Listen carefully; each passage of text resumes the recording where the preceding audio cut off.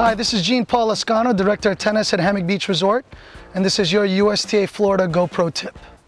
There's a funny cliche which most teaching pros use, which is, it's not the racket, it's the player. However, the racket is a very important tool and could actually modify the skills that you have. When purchasing a racket, there are three things that you should always keep in mind. Typically, a high-level player, a 4-5 and above, should be using a heavier racket. They're physically applying their own strength into their swing, and the racket almost dampens them.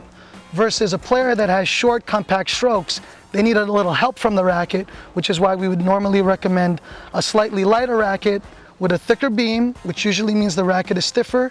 That will give the player a little bit added power. The overall weight of the racket, usually the lighter the racket, the thicker the beam is. So for example, I have two rackets here. One racket is considerably heavier, one racket is considerably lighter. The lighter racket has a thick beam, the heavier racket has a thin beam.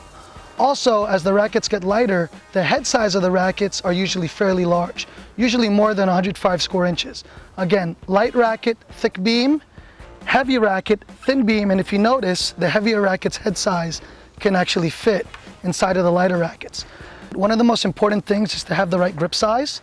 Typically, when you select the racket, when you hold it in your hand, you should be able to fit an index finger in the space between your fingers and your thumb.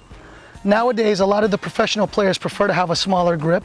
Smaller grip is actually a little bit easier to make bigger. However, if the grip is too big, to make it smaller would be a little bit of an issue.